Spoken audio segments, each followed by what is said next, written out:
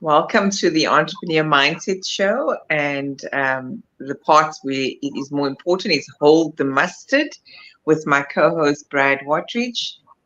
As we always love to gather here once a month and talk about some exciting new developments or new trends or new insights that have come to the forefront. So I'm going to just introduce what we're talking about, and then I'm going to hand over to Brad. But today's conversation is all about redefining success and validation in small business.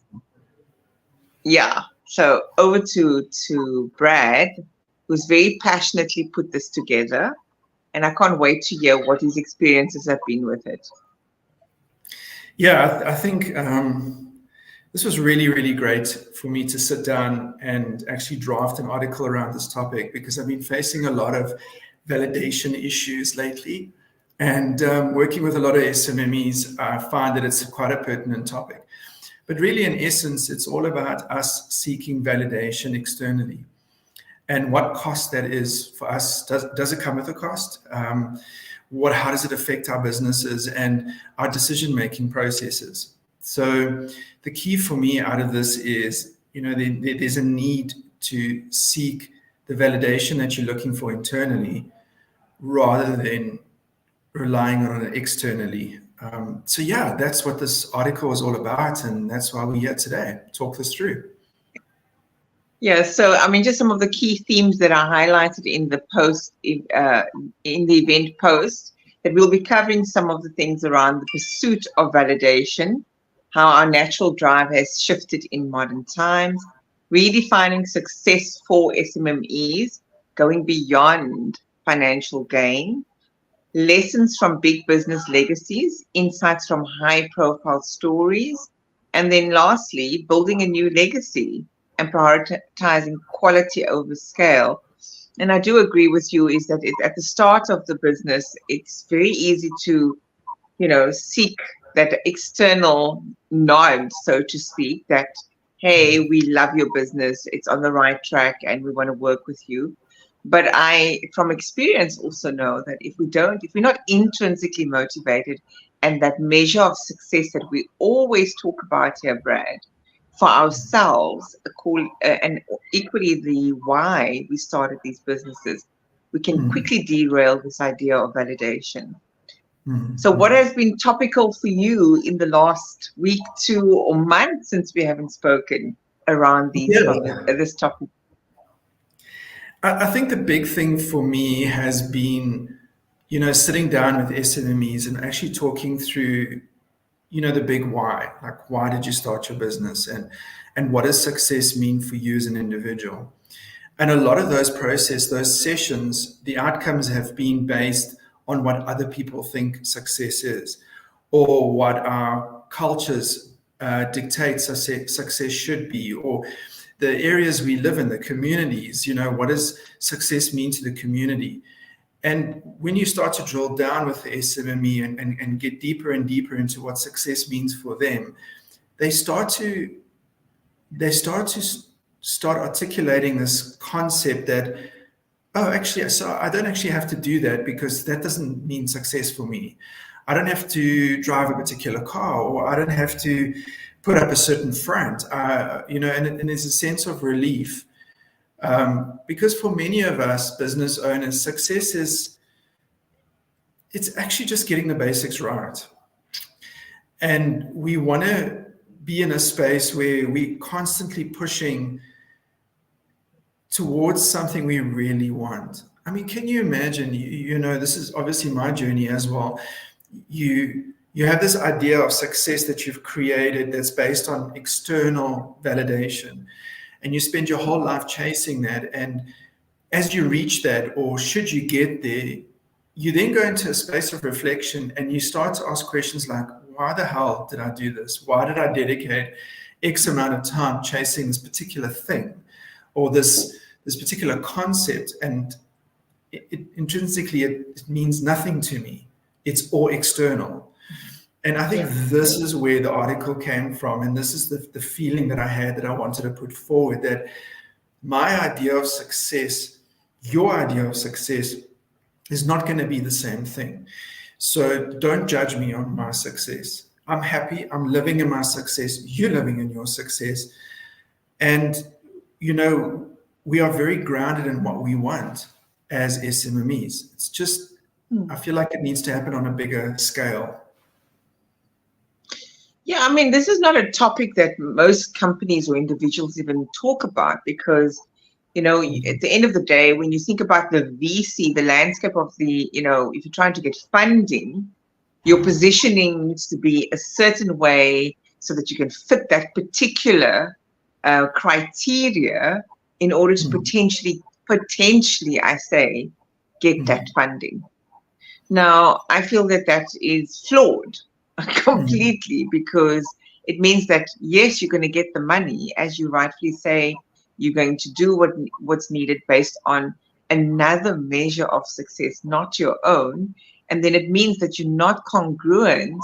Again, values come in here, which is your truth and your purpose and your mission and the legacy that you want to leave, because this is more than just about validation of what you do, but it's why we are doing it. Who are we serving? What is the impact that we want to leave, And outside of that, if we are serving, who else will be inspired to maybe go and take the lead in exactly that instead of seeking this external validation, whether it is to get funding, whether it is to be with the big boys or the corporates, and to really find your way to be true to your business in the long run. Yeah, I mean, in preparation of the article, I was explaining to you the approach. I changed my approach. And I'm a big fan of working with AI tools. And I actually started more of a discussion process than a creation process to get an understanding, the tools that I use, what is their perspective? They draw the information from global programming and global platforms. And I asked the question, is it possible to have, I've always had this dream to have this studio that opens at 8:30, 9 o'clock, closes at 4:30, kind of lock the shop, you leave, and you kind of leave everything there and you move on. And in the industry I am in, that's kind of unheard of because you are expected to work late hours.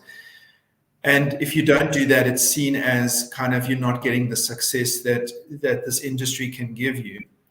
But the question I asked the AI tools was, can you have the best of both worlds? Can you do financially really well, but still have this lockup concept where you can unlock your shop and close your shop and leave all that stuff there and go home to your family and live your life? And the response across many of the tools was, it is possible, but in this day and age, with society and the pressure we've been put under, it might be possible, but might not be viable. So it meaning that you will constantly be seen as unsuccessful because you're not abiding to the preconceived idea of what an SMME success story looks like. And that for me was quite scary.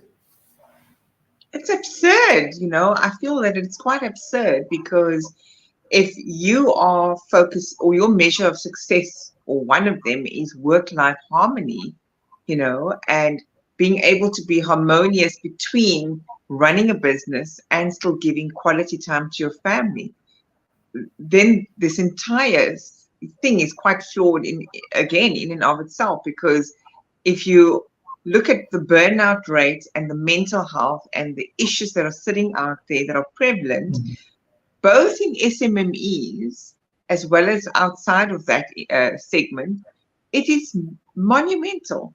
And that's simply because we're seeking the external validation again. So politically correct we need to do.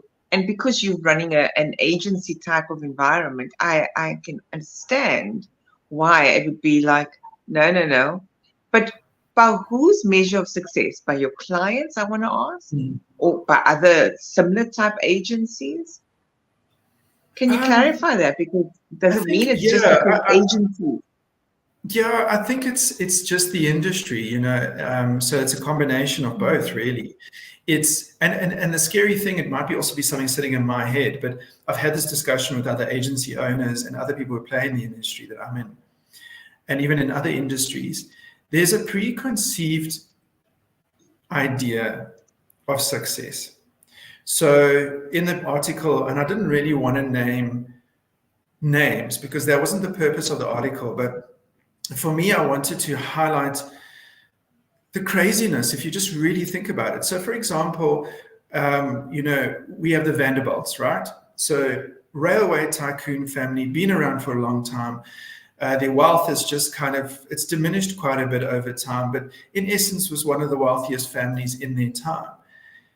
And we celebrate that as a generationally successful business.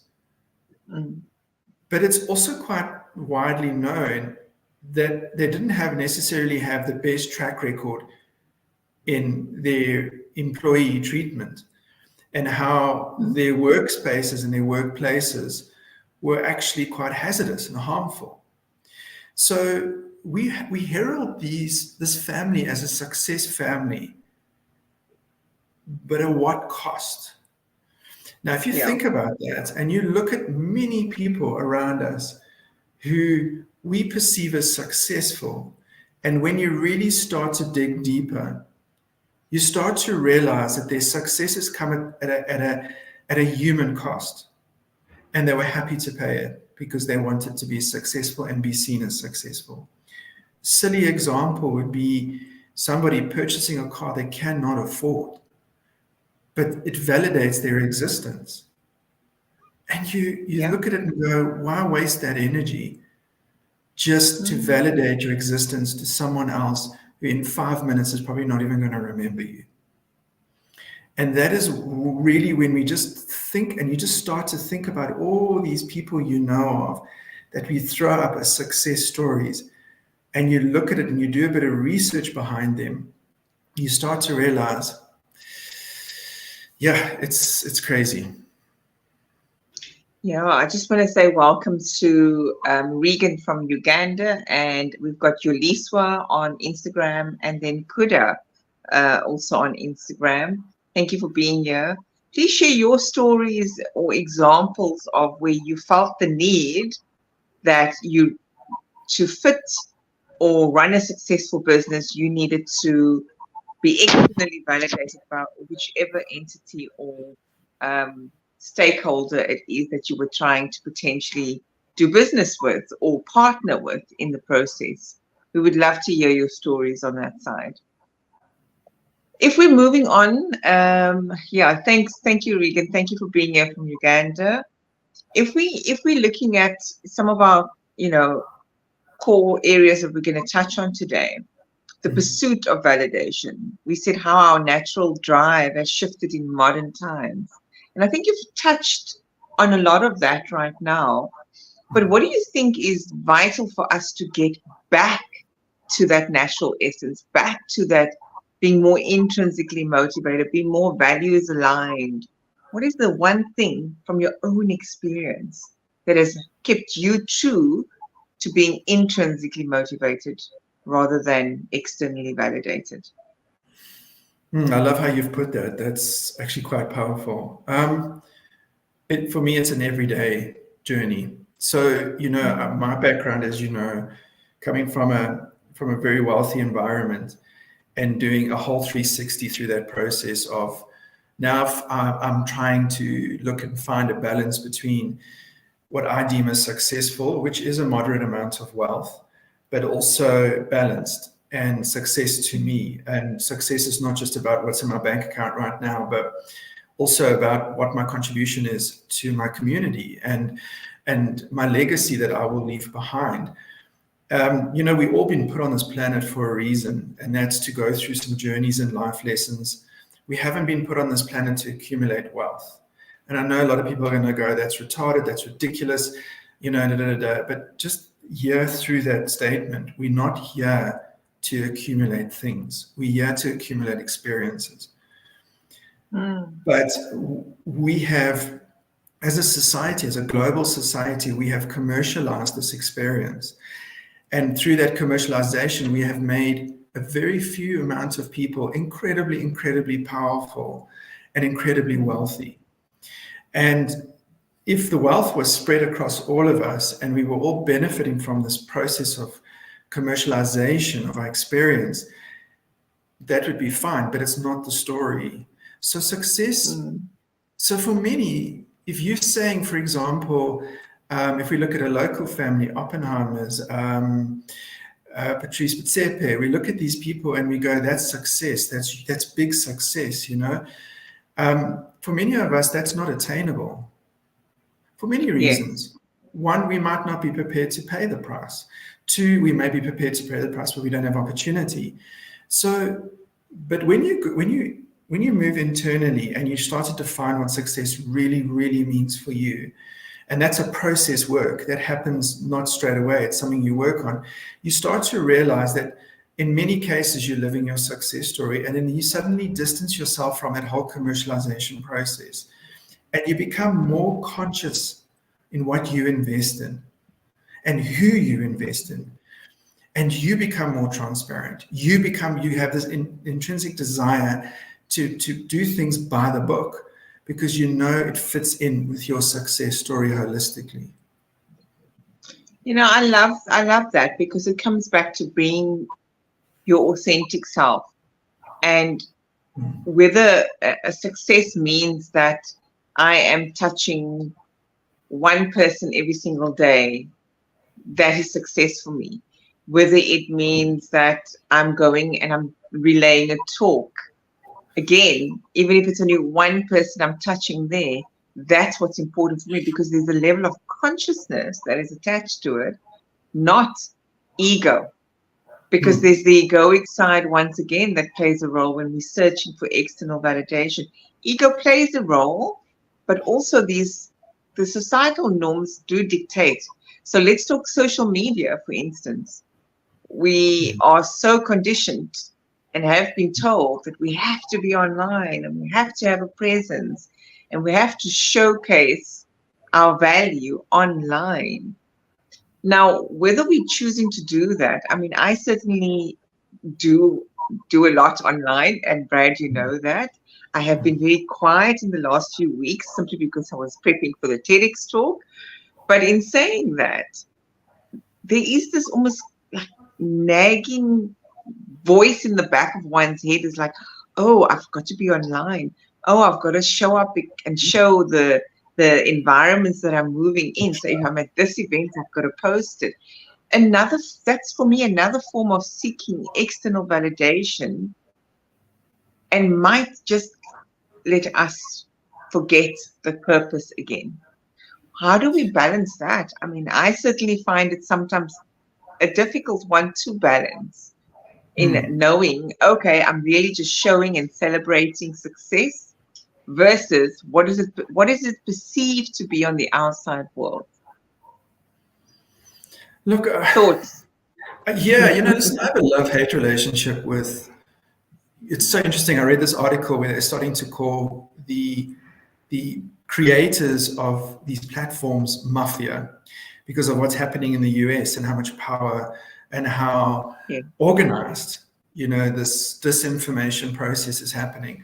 But you know, social media can be very useful. It can be something that can help you grow your business. It can be something that can inform other people about what you do. So it is a useful tool.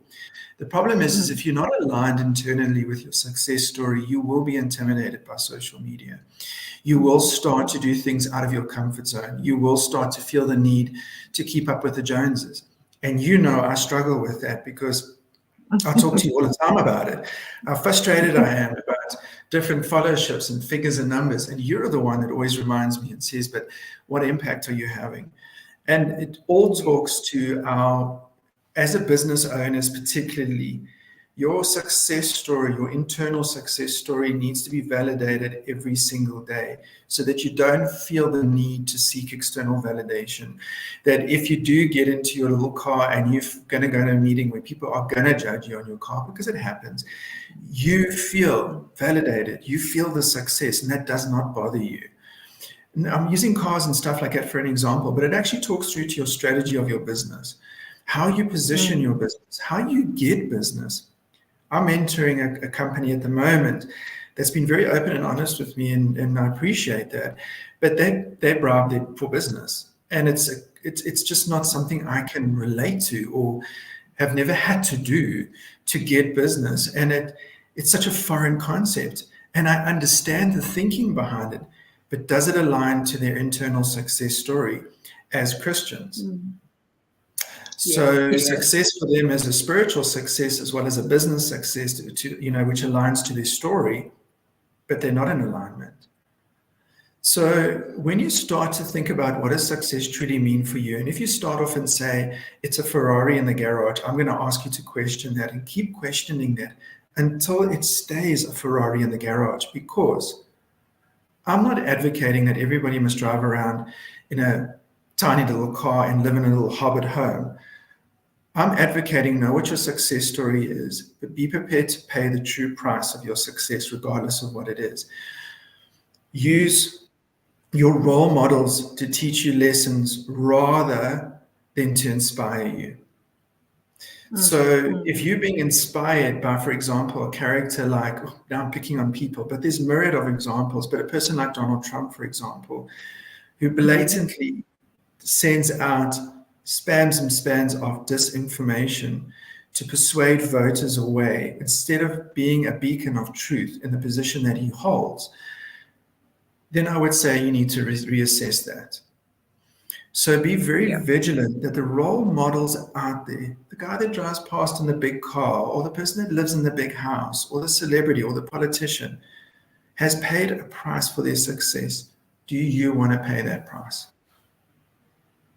This is such a very important conversation, Brad. I also feel like maybe I'm not necessarily a 7-figure coach like other coaches, but I'd rather not be that and be in my truth, because what comes, I'm not saying I don't desire to have 7 figures or however many figures as a coach or as a facilitator, or, but at the end of the day, there is a cost and there's a price. And whether it is family, how many, Steve Jobs, I know we're picking on people, but if you think about Steve Jobs, none of these material things or external validations means anything when you do not have your health and well-being. And I'm not talking about just being on your deathbed as such, but if you are not congruent with who you truly are, and you are going to do business with people that you are not aligned with, that is another price to pay as well. It doesn't maybe seem like it, but I think it's a different kind of price to pay, because you want to make it big. Most companies, most SMMEs, and I say most because we're going to go back to success story, some don't want to make it big. Some truly just want to have a business, employ a few people, contribute meaningfully to the economy through employment of those individuals, and feeding their family and leaving a legacy for their family with the business. They're not necessarily saying, I want to swim with the big fish and I potentially want to sell this business. Because on both of them comes a price. Both sides. Whether you choose to stay small and just remain in truth means that you're not necessarily going to have all these materialistic outcomes that others have. Yeah. And I don't think it would bother you. I think if you're aligned with your success story, it really gets to a point where you're not really bothered about that. You don't need that external validation. Just remember that a lot of what we do, if you just think about, there's this ad out at the moment with this luxury, they make bags, business bags, briefcases, and they have this flashy ad out about, you deserve to take it to the next level. You deserve this craftsmanship. And my immediate thought is, but we all deserve that. So because you're making $1 million a month, does it only entitle you to deserve that? Why are you not crafting this? Why are we all not benefiting from this craft work? And that is essentially my thinking behind validation, is that we've been conditioned to validate externally through branding, through mentoring, through, examples, role models. You look at the role models out there. I believe you could be a 7-figure coach, but knowing you, the little that I do, I don't know if that is your success story internally. I think for No, you, there's something really no. big on the horizon. There's something bigger and better. It's the same with me. I mean, I'm a writer. I want to be a published author. Will I be the next Wilbur Smith? No, because that doesn't align with my success story. I've got a very Yeah. clear understanding and appreciation for what I'm looking for. So I think it's just the validation when you're in SMME is essential, because you're spending so much time in your business, and your business may not be making it the way you think it should be making it. And that's making you feel unsuccessful. And I'm telling you, you are successful. Just re-look at your success story, because just showing up and being present is already the first line of the story. And when you have that perspective, just the fact, Nisa, you've got a coaching business, you've got contacts, you are successful, that will attract your growth that you're looking for, because you're already changing your mindset. No, I agree. I mean, I was with one of the peer coaches last week, where I stayed at her place, and we had quite a holding up the mirror conversation, and I show up online in my what you see is what you get. The truth. I never show up. I don't write anything if I don't feel inclined to write anything of value that is going to impact somebody. But one of the things that she did take me, she asked me, and that's kind of sitting for me in my consciousness. Is like I'm reflecting on that. When we are internally validated, we won't have an issue in asking for business. And so what she was highlighting for me is that she doesn't see a call to action or an offering per se of my business out there in the market.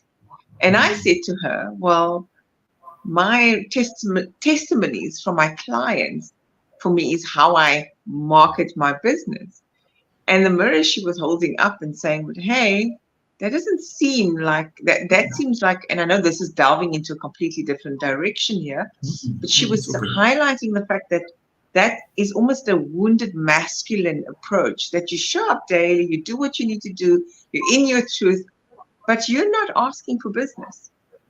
So I just wanted to bring and weave that in, because it's sitting in my own personal psyche as a business owner right now.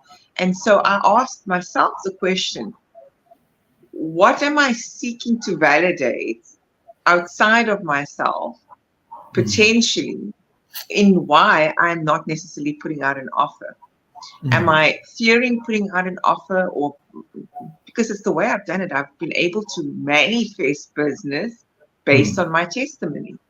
But to grow and scale the business aligned to my own personal success story, it's not going to get there until I potentially decide, well, okay, how do I take this to market without it seeking a validation?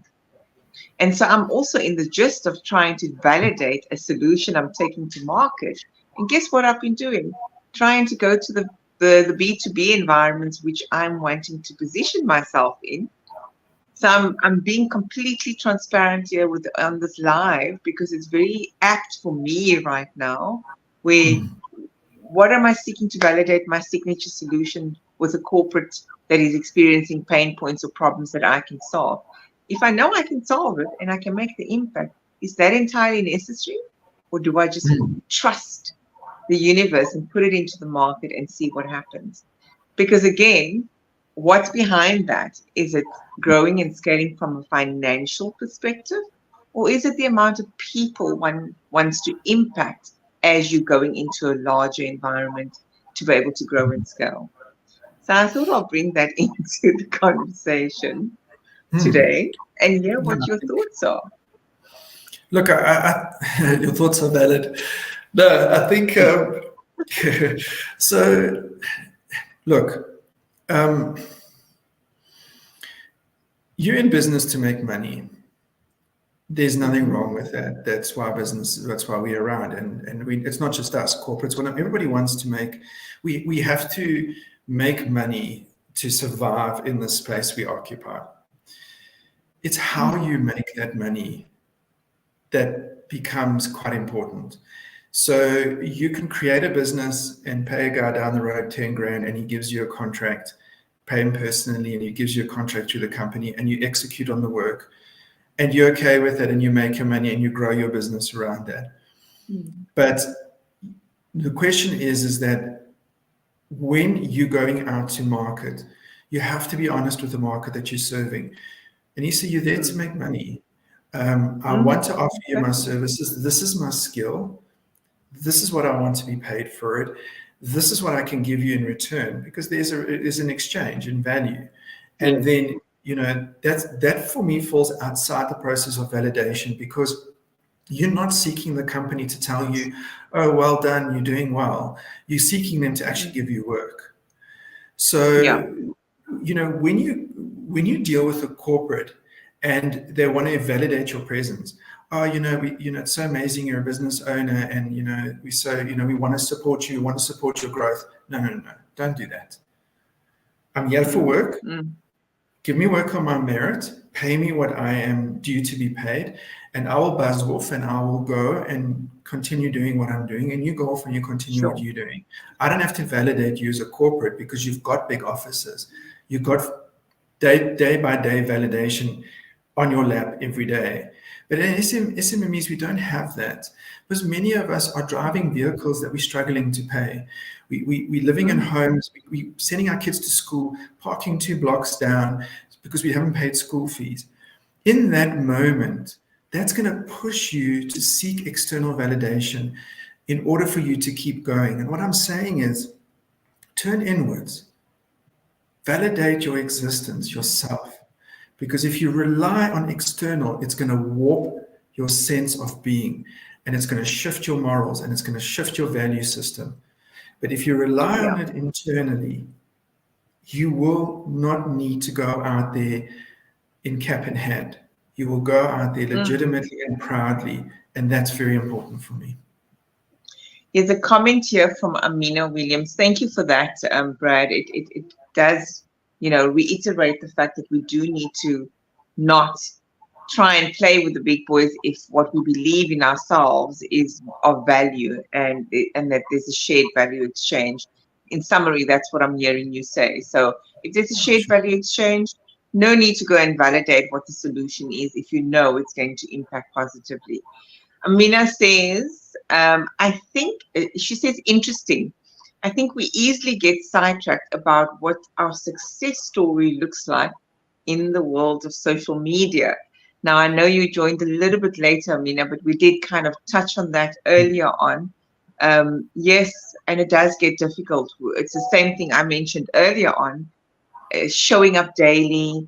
Are we chasing vanity metrics, or are we chasing impact? And for me, that's the difference between internal validation of being on social media versus external. I mean, Brad was telling me earlier today, hey, Anissa, I didn't know you had such a big following on his voice note to me. And I just chuckled, because that means, for me, that means nothing. And why it means nothing? Because organically over 4 years, I got there.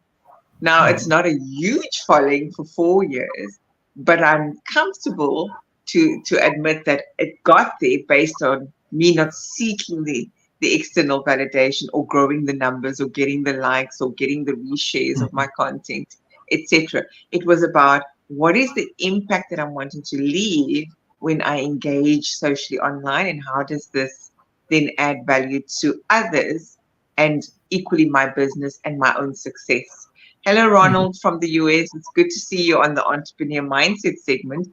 Ronald is a regular on the other segment that I host. So it's good to have him here. Where do you want to take this now next, Brad? Where's the next direction we want to lead to? Yeah, look, we only really have about 25 minutes left. And I think the big thing to talk around is, what do we do? what's the next step? So we have this discussion around shifting our validation from external to internal. We know that it's psychological. We know that we're going to be seeking validation regardless. It's something intrinsic. It's something in us as human beings. It started off as a survival, tribes, being in a group of people and seeking that external validation to keep us safe. It's now evolved into something more communeristic, if that's the right word. But now is, what do we do next? So for me, I think it's really important that when you're going through the validation process internally, asking yourself, what does success mean for me? What does it look like? I think it's quite important to keep digging and don't start with the first kind of response or answer that you get. And you can even do this with your company, because sometimes what we tend to do is we take on ego projects. When I sit with an SMME and I talk to them about, okay, give me a list of the potential clients you want to work with. And it's always the big guys. But when we investigate it and we do our financials around it, we start to realize that we actually don't make as much money there as what we think we do. But again, because of that ego, we want to work with those companies to put them onto our portfolio. And it also becomes a very competitive space. So when you go through the internal process, start off personally asking yourself, what do I want to face every single day as a business owner? What is an ideal day for me? Why am I starting this business? Some of us start because we don't have a choice. Okay, if I don't have a choice, what can I do to shift my mindset around this business or to transition into a business I want to be in? When it comes to our companies, the questions around that is who are my customers really? And I can tell you 99% of small businesses out there that I work with do not know their customers. They make decisions through their sales and marketing process that suits them and their perception of what the customer is looking for. When you know your customer really well, you don't show up with ego, you show up with humility and you speak directly to your client. You choose the right platforms, you choose the right language, you choose the right positioning. You become confident because you know exactly who you're talking to and you know the language they speak. But when you start to take on projects and position yourself towards clients based on what you think is going to give you the success externally, I think you will waste a good portion of your early years in business kind of learning from the mistakes around those decision-making processes. I don't know if that makes sense. Yeah, it does. I mean, we had a theme here around understanding the lessons from big business legacies and insights from some of the high-profile stories. I do think it makes sense that you need to almost know your niche. Otherwise, you're being everything to everyone. And where's that coming from? Is that also trying to serve everyone because you are chasing the wrong measure of success again? So I like that you're saying that we have to actually be a bit more discerning around who we're wanting to serve, because then there is alignment, purposeful alignment with who we're serving and how we're generating revenue or building our businesses through that. So that's a very valid point. I'm grateful you've mentioned here today. And then in terms of big success stories, I mean, I'm trying to think of a few, like companies that have maybe started in one direction and then redirected their focus. But I can't place anything on the top of my mind.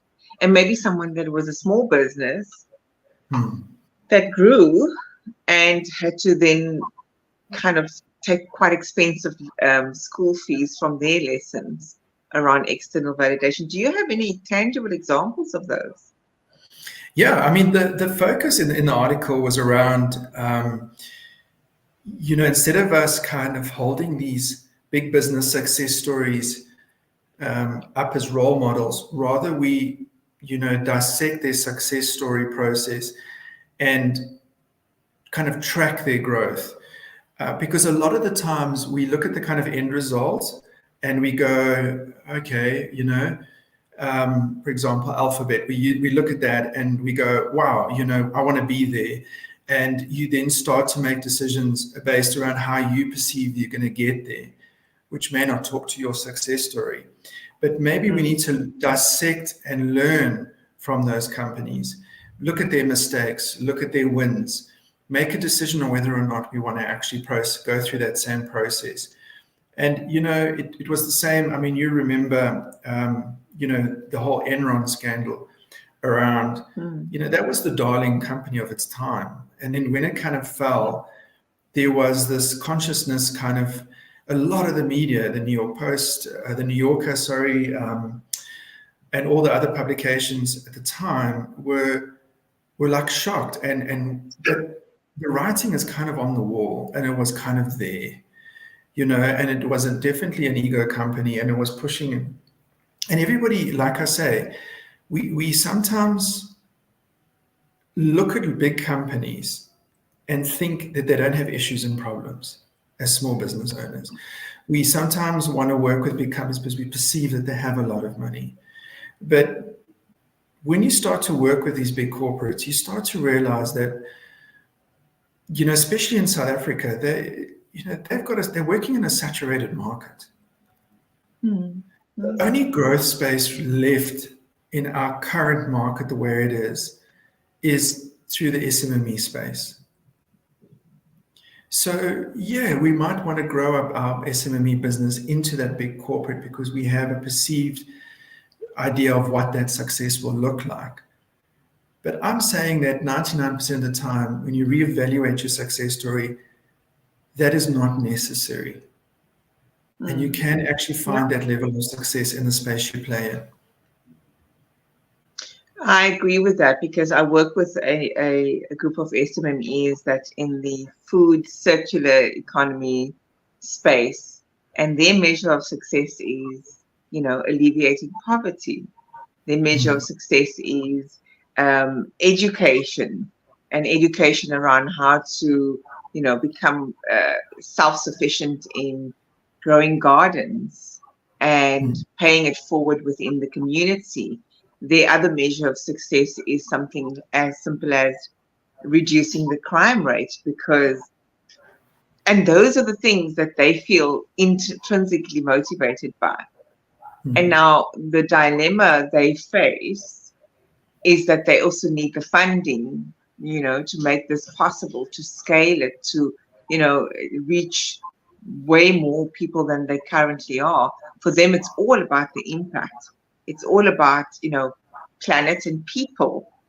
Profits are important, but if for them, if the environment is not sustainable, and that goes for all of us, by the way.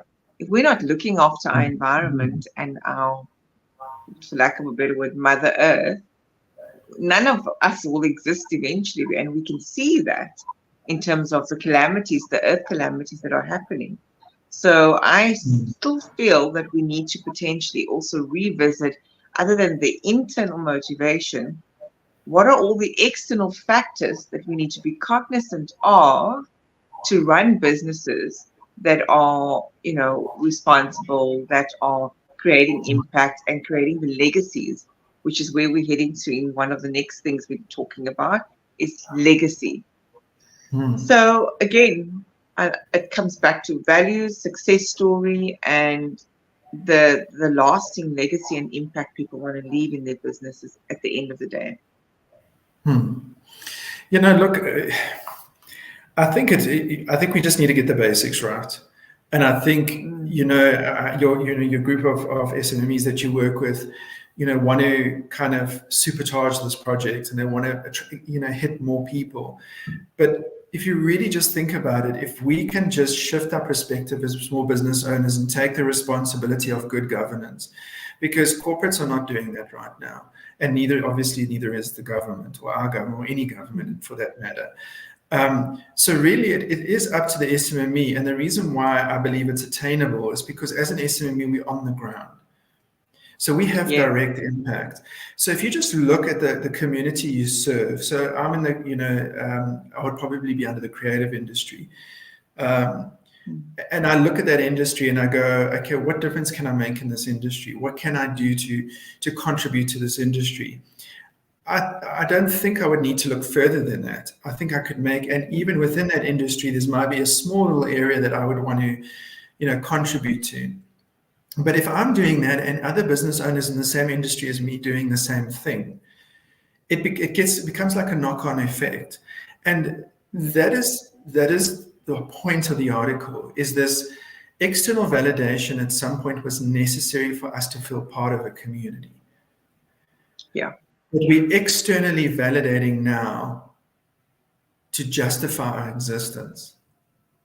That is why we are getting social media posts with people doing really, really crazy, silly things, because there's such an intrinsic desire to be externally validated that I'm going to fart in a bag. There's literally a guy that does it and has 1 million followers. No. Really, dude. You got no idea. I'm laughing now because it's quite funny. And that's the point, it's like, then you sit back and you go, this was actually pretty funny, but like, what the hell, Is this where we have evolved as a society? Yeah, I mean, there's even the thing where you get these couples, and it's in single guys and girls as well, and they overfeed themselves until they get to a point of obesity, and they track that, and it attracts these people to, attracts likes and stuff. The point is that I think as small business owners, we don't have to look very far to make a change. I think if we're living our success story, if we're really, occupying a specific space, it can be a physical space, it can be a virtual space, and we operate from a value system, it will have a knock-on effect in any way. So, for us and our group of companies, we don't solicit bribes for work. We don't entertain it. We don't. It's if we get anywhere near that situation. If we had an example of one of our team members was in a vehicle with one of our clients who got pulled over by the police, and he bribed the police. That no longer became our client. We obviously let that client go. Wow. Because they don't share our value system. And I think if we can become a little bit more like that, and a lot of people are going to say, well, Brad, a lot of us are going to be out of work. We're out of work because we've set the standard. It's a simple thing. Like, have you ever noticed you drive, and you Cape Town based, so it's different, but here in Joburg you drive and it's a four-way, but everybody's just driving like it's a normal road, but you slow down and stop.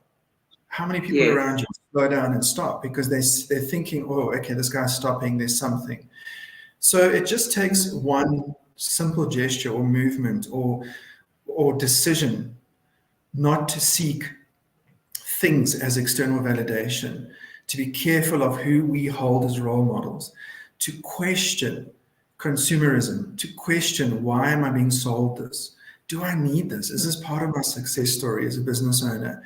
And I think that in itself will already have a great shift. Anything else from our people on Instagram? Any other comments on LinkedIn? Please engage us in this conversation. Ronald, for you, what did validation look like for you, whether you were employed or not, or self-employed or not, and you're in an employed capacity? Are we selling our souls to the devil, so to speak? Because we're wanting to belong. And this comes back to that need to belong, as you said, Brad. It's being part of a community, but at what cost? And so we do need to become more conscious in our endeavors, in the way that we collaborate, even in the partnerships that we forge. And I'm sitting here in deep reflection of this conversation, Brad, because it is something that there's not awareness about it, and we need to create more awareness of this, so that people can become more conscious. And if there's awareness, that's the first step. But if there's no awareness, it's a blind spot. We don't actually know what we don't know until we create some sort of awareness around it. I think also, I think we sometimes like to bluff ourselves and believe that, in general, many people will say, oh, well, I'm above board. or, we read an article about someone being arrested because there was a faulty tender or something, and, we immediately distance ourselves and say, oh, well, they're crooks and we're not. But it actually talks to the small, it actually talks to you as a human holistically, like your approach to every day. And, a small thing like jumping a set of lights, or not paying your license, or not paying your fines. And everybody brushes that off as menial things. But that contributes to that whole system that we are living in, where in order to get the external validation that you need, you somewhere along the line are going to have to sacrifice some sort of value. And I don't think that's necessary. I think you can have both. I think you can have a lot of success and a lot of wealth and still maintain your value system. I just think it takes a lot longer to build. And it might not even be in your lifetime. It might be for your kids or for your grandkids who will really benefit from that. But it's very scary for me that when you start to investigate, I mean, even, these guys out there that are big time investors, who, constantly, there's constant communication out about them, how fantastic they are, and, they're such great investors, but they're investing in companies that have checkered pasts.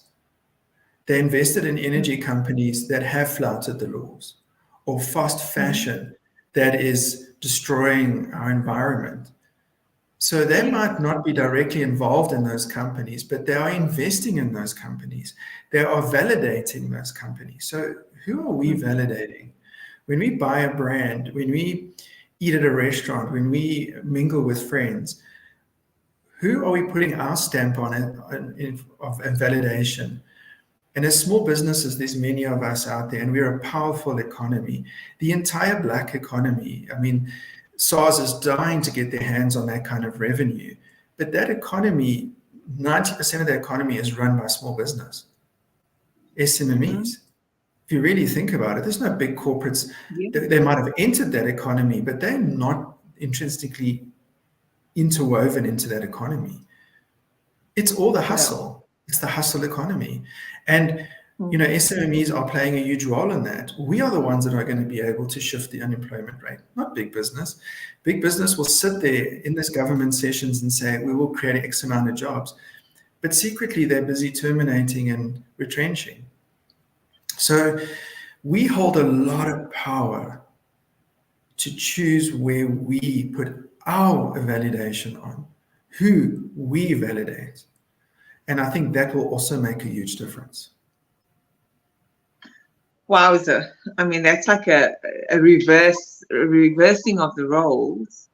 Instead of us thinking the corporates need to drive the change in behavior, it ain't going to happen. It starts with us. And because you're right. The SMME market is massive in the South African context. What about outside of South Africa, in the greater other parts of Africa? I mean, I met a very dynamic individual at the TEDx, and he's from Nigeria. And when I listened to his aspirations and what it is he wants to achieve, and when I got back to learning about his why and his success story, it's just inspiring, but they do get sucked up or sucked in by the investment community, which is attractive. And so you are right in stating, who are we putting our stamp of approval on?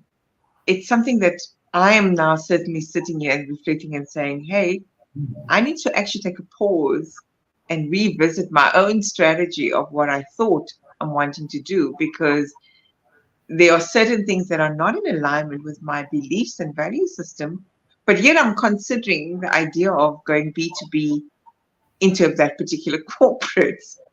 And yet it does not resonate with who I am as an individual. So I'm contradicting, because that again comes back to, am I seeking that validation because of that corporate entity and their name and their credibility in the market? And you've highlighted something earlier on. You said a word, we need to start dissecting the success of these individual organizations, Just pay because attention. Yeah. I mean, yes, if you just think about it, just think of a brand, like a shoe brand that you want to wear that costs an exorbitant amount of money. Look, I'm not saying you must only go and buy entry-level shoes. I'm not saying that. The point is that when you do that, you're validating the company. And yeah, and it also speaks to us as holding fellow humans accountable for generational issues that they've brought on. It's people now that are living with wealth that was attained through slavery, was attained through corporate mispractice, and those generations are still benefiting from it, still living off that. And that also, somewhere along the line, we need to say, okay, but you're going to have to be held accountable for this because, your wealth was created off the backs of others. So I think it can go quite deep, and you can be a conspiracy theorist around it and go and live in a little hobbit somewhere in nature and, don't have anything. But you can actually still live your success story in this environment we're living in. Just be very conscious around your values and what you're prepared to give up and what you're not. And it's not the same as the person next to you. The person has a different value system, and be cognizant of that, because when you're closing a corporate client, when you're putting a client on your list, when you're growing your business, align yourself with people who have the same value system. It's going to make your life a lot easier. And, I know this is going to be based on politics, religion, or any sort of global movement. You can't pick people based on that. It's got to be what's within their value system as a human being. Okay, I'm so glad you mentioned that, because I was going to say I wanted to, there's a comment also here, but I wanted to mention that think about the wars that are prevalent right now, not just in Palestine, but around the globe, and think about these organizations that are contributors, that are funding it. It is not easy, because you find yourself that they are a web of connected companies, and you don't even realize it. So that part of dissecting is very valid that you've mentioned. But we need to start looking at this more deeply. And there's a lovely comment of Kelsey I want to read. She says, I think as a human race, we tend to have FOMO. For those, the acronym is fear of missing out. And because people say this is cool, even when it's not, we just want to belong and be part of something bigger than us. I, for one, don't follow the trends. I believe we all were born to stand out, and how boring it would be if we were all the same. Lovely, lovely comment, wise comment there. So go in with what your unique essence is. How are you serving? What is that you can serve with that is your differentiator, that you don't actually require to be externally validated with, because that is your essence. That is your truth that you're going with. It was divinely granted to you by a higher power. So at the end of the day, nobody can take that away from you. So beautiful comment, Kelsey. Thank you for that. Very, very important to highlight that we tend to want to follow the trends. Even at networking events, Brad, I find that there's a trend emerging within this networking event space. And that could be another topic for us to cover in the next segment, and to expand on this need for validation. But, I find it's like at networking events, everybody's trying to sell you something, sell their worth. Meanwhile, it's really just about connecting and having conversations, I feel, at these events. And yes, you do want to share what it is you have to offer. But it's almost like the one wants to outsmart the other, and mine is better than yours, and mine is shinier than yours. So we just need to be cognizant of that as well. We should not be following, as Kelsey rightly puts there, the trends, because we stand out on our own with what we have to offer. Any closing remarks, comments, things that you want to share with us as a final point of departure on this? Yeah, so this is a quarterly piece, so we've still got 2 months to talk through this, and we do this on the last Wednesday of every month. So the big thing is I believe my role here is not to tell people how to run their businesses or live their lives, but it's to guide. Yeah. It's my, besides my personal learning journey, the work that I do is just to unpack and help people find their success story, like I've had to go through for over a couple of years and pay a big price for it. So you can have any sort of wealth you want. Honestly, it's out there. It's just, does it align to your value system? And you cannot constantly seek external validation to uphold that wealth. Otherwise, you will be disappointed. Yeah. So on that note, I just want to thank the Instagram audience that's been here.